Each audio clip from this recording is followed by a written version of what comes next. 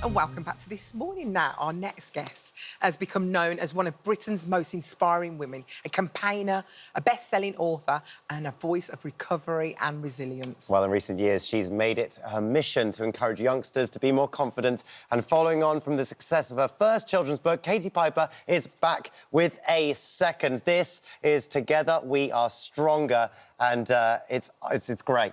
I so appreciate you dressing to match the book. Look at this. Honestly. Especially. Thank you very much.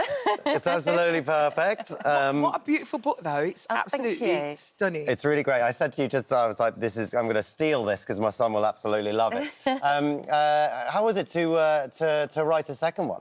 Yeah, I loved writing it. The first one was this character, Teeny Mouse, and she's female and she's small but mighty. So it's all about don't judge a book by its cover. You don't know what somebody's capable of just by looking at it. Sounds like you.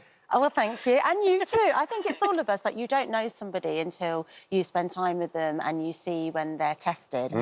She's come back in this second book and she's on this mission alone and she has her own weaknesses, which is OK. And we introduce all these new characters that are like her woodland friends. And they have things that make them unique and they have things that make them diverse, but they are their strengths.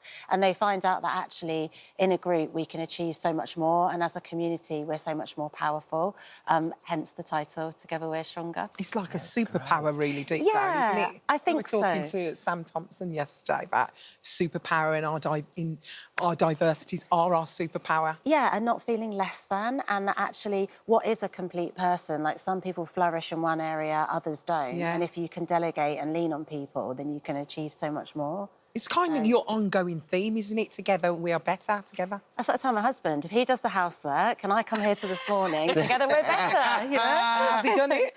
Not yet, you know. It's funny, like we were just saying, there's like we're on telly doing this thing, and I literally in the break message from my wife going, "The coffee machine's broken. What's going on?" And I've got to go home and do the coffee. It's the glamour. Together we are stronger. It's true. It's true. Do you think there are going to be more of these teeny tinies? I hope so, because I've always written adult books, and you know, like, my messaging has always been about affirmations, positivity, mindset. Love that. Yeah, and as I became a mum, I wanted to get that message across to my kids, but turns out like a 300-word book isn't that interesting to a 10-year-old and a 6-year-old. So having a picture book with illustrations and text was a way to get that conversation going with them. So I would love to do more in that space, yeah. Are they like your editors for your books? Are they your biggest critics? I mean, they're like my trolls. Yeah, they literally see the first edit and they're like, boring, don't like it. Are you serious? You know, they're like consultants, but it's good getting them involved early on and also showing them the different things that, because they're daughters, young girls, different jobs that women can have. So they're like my editors, my copywriters, they're my sketchers. So, yeah, it's a team effort. We need these young girls, don't we? We need them in our lives. They help us throughout our life. Exactly, your harshest critic, as you say. Yeah. Another project you're really passionate about is the online safety stuff. And this started after your daughter was approached about? Yeah, that's right. So I'm working with Virgin Media O2 and Internet Matters on a new online safety campaign, and it's called Find the Right Words. And that can kind of be the barrier where we don't know how to approach this subject with our kids, or maybe secretly we don't have the knowledge about the internet ourselves, so we shy away from it. I thought I was quite savvy because I use social media all the time.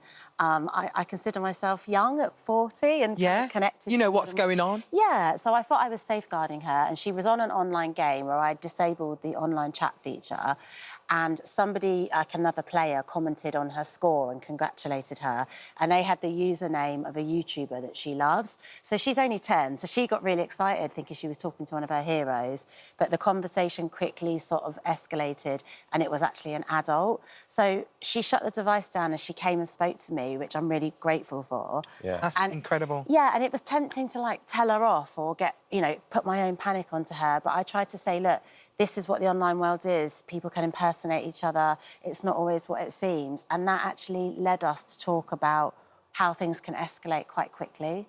But it's interesting because she actually had it in her mind to come and speak to you about it. So she probably had that feeling deep down that something wasn't right anyway. Yeah, and I said to her, look, this is really important to trust your gut, you know, and the campaign has created these 2 guides. One is around how do you talk to your child? What's the right language, the right tone? Asking open-ended questions, maybe using news articles and scenario-based chats. And then the other guide is what do you do? The practical stuff, the parental controls. Especially if you're tools. not computer savvy, you Yeah. don't actually know. How do you limit Do that you stuff? think parents should know and should know what's going on and should know how to use the technology that their children are using? I think it's important to have knowledge, but I think it's also worth saying there's nothing shameful about using devices. They are good social tools, they're educational, they're part of modern day, so we don't want to shame parents. Yeah. And I hold my hands up to say I got it wrong, and I'll probably get it wrong again, because it's evolving all the time. Like, you think of stuff like AI and deep fake, you know, that is like Scary, isn't it? audio, video, impersonating not just celebrities, but friends and family, and you might think you're talking to someone you know in the real world when you're not. So you got to stay abreast of it. You can't bury your head in the sand, that's for sure. Why do you think it's so hard for parents to be able to talk to their children about this sort of stuff? I think if you lecture your children, they automatically switch off. Yeah. So, you know, I think it's about navigating it together and having open communication. And it's not just predators online. There's a whole thing of, like, body shaming, cyberbullying. You know, they're real friendship groups going online and having all those kind of politics and problems. So I think it's something you need to have the dialogue open in the house, and that it's never too early to talk to your kids. You know, I talk to my 6-year-old about it as much as I do the 10-year-old. It's interesting. Thank you You're obviously so doing a great job of it, and it's really petrifying. And I think you're just dealing with it really, really well, so... Well, the positives are that there's lots of help out there, and I think in your friendship groups of, like, school mums and dads talking to each other and educating each other as well. Exactly. Because together, we are stronger. Absolutely. See what I did there? Thank you. Congratulations on the book, and thank you so much Yeah. for coming to talk to us today. Thanks for having me. Thank you, Katie.